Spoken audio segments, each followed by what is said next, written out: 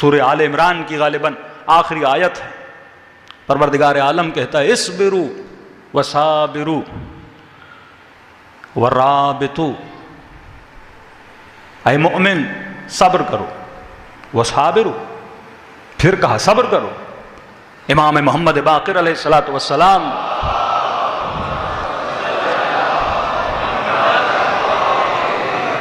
میرے مولا سے کسی مومن نے کہا کہ مولا یہ آیت سمجھ میں نہیں آتی کہ ایک مرتبہ اللہ نے کہا اصبروا، پھر کہا وصابروا، پھر کہا ورابطوا. مولا آگے تو پوچھا جائے گا لیکن یہ تو بتائیے جب ایک بار بول دیا اصبروا پھر کیوں بولا وصابروا؟ صبر کرو، پھر کہا صبر کرو. کہا جو پہلا صبر ہے وہ اللہ کے واجبات پر ہے، محرمات پر ہے. اللہ کہتا ہے میں نے نماز واجب کی ہے، صبح سردی میں اٹھنا مشکل ہے، آفس سے تھکے ہوئے آئے ہو، نیند سے اٹھنا مشکل ہے، اس پہ صبر کرو. میں نے خمس واجب کیا، مال سے دل کو جدا کرنا مشکل ہے، اس پہ صبر کرو. جوان ہو، شہوت تمہارے وجود میں ہے، آنکھوں پہ کنٹرول کرنا ہے، اس پہ صبر کرو. لقمے حرام رشوت کی آفر دی جا رہی ہے، لاکھوں لاکھوں سامنے ہیں، اس پہ صبر کرو. سونا جواہر شیطان تجھے دے گا، اس پہ کیا کرو؟ صبر کرو. کمولا یہ صبر ہے واجبات پر، محرمات پر. شریعت نے جو احکام تجھے بتائے ہیں اس پہ صبر کرو. اگر تمہارے اوپر گراں گزر رہے ہیں، وہ کام کرنا تمہارے لیے مشکل ہے کیونکہ جسم کئی چیزوں کو پسند نہیں کرتا، روح تو پسند کرتی ہے لیکن جسم پسند نہیں کرتا، تو فرمایا جو چیزیں جسم کے لیے مشکل ہیں، پورا مہینہ رمضان کا بندے کو روزہ رکھنا پڑتا ہے، بھوک کو برداشت کرنا مشکل ہوتا ہے، کہ اصبروا صبر کرو. صبر کرو گے صبر کا پھل میٹھا ہوتا ہے. وصابروا، مولا یہ دوسرا صبر کس پر ہے؟ کہ دوسرا صبر یہ مومنوں کے لیے ہے کہ اللہ نے تجھے مومن و مسلم بنایا کیونکہ تو مسلمان ہے. عالم دنیا کی جو ظالم طاغوت طاقتیں ہیں وہ تمہارے اوپر ظلم کریں گی. وصابروا، اس ظلم پر بھی صبر کرنا. اگر تم دین کے راستے پر چلو گے تم پر ظلم کیا جائے گا.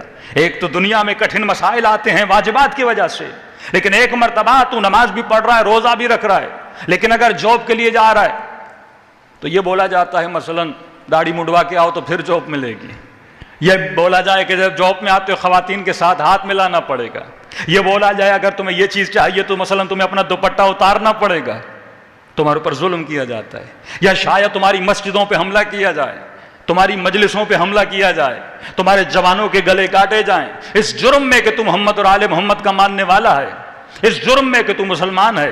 آج کتنے سینکشن لگ رہے ہیں شیعہ حکومتوں پہ یا مسلم حکومتوں پہ کہ تم ہمارے قوانین کو مانو.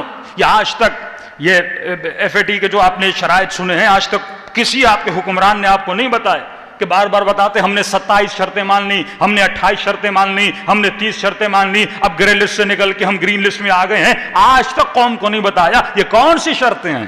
یہ وہی شرطیں ہیں جو انڈیا سے بنوائی گئیں کہ مرد مرد سے شادی کر سکتا ہے، عورت عورت سے شادی کر سکتی ہے. اپنی قوم کو قوم لوط کی طرح گناہ میں ڈال دو اور کسی کو روکو نہیں. اگر مرد مرد سے شادی کر لے، کوئی لڑکی گھر سے بھاگ کے کسی مرد سے شادی کر لے، عدالتیں اسے سپورٹ کرے، سسٹم اسے سپورٹ کرے. یہ ساری شرائط منوائی جاتی ہیں کہ قوم پوچھتے مولانا ایک شیعہ لڑکی بھاگ جاتی ہے، یہ پورا سسٹم اسے سپورٹ کیوں کر رہا ہے؟ بھائی انہوں نے شرائط مانی ہوئی ہیں. اگر جوان لڑکیاں گھروں سے بھاگیں، لڑکے گناہ کریں، کسی کو شراب کی حالت میں، کسی کو زنا کی حالت میں پکڑا جائے، کیوں پھانسی کی سزا پر پابندی لگی؟ قرآن کہتا ہے میں نے قصاص میں تمہارے لیے نعمت رکھی ہے، میں نے قصاص میں تمہارے لیے رحمت رکھی ہے. جس معاشرے میں سزا اور جزا قصاص نہیں ہوگا، چور کو سزا نہیں ملے گی، زانی کو سزا نہیں ملے گی، معاشرہ کس طرح رکے گا؟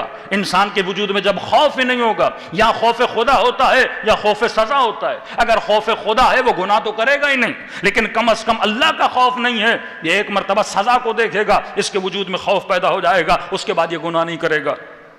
تو فرمائے یہ ساری ظلم کا نظام جو ہے تمہاری قوموں کو تباہ و برباد کر رہا ہے. اللہ نے کہا جب تک اس نظام پہ نہیں چلو گے تب تک تمہاری زندگی میں تو یہ دشمن جو ظلم کرتا ہے مومن ہونے کے باوجود.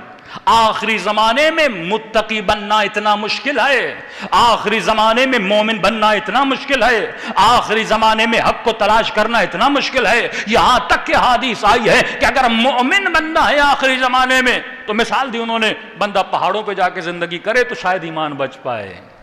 لیکن جس سوسائٹی میں رہے گا گناہ، جاب کرنے جائے گا گناہ، سسٹم ایسا بنا دیا جائے گا کہ مولانا جب تک رشوت نہیں دی جائے جاب نہیں ملتی، مال کی تلاش میں جائے گا، مجبور ہو جائے گا اس سسٹم میں رہنے کے لیے، کہیں نہ کہیں مصلحتی جھوٹ بولنا پڑے گا، کہیں نہ کہیں گناہ کرنا پڑے گا، تبھی آخری زمانے میں جو امام زمانہ کا صحیح انتظار کرتے ہیں ان کا درجہ اصحاب بدر و حنین جتنا بلند ہو جاتا ہے۔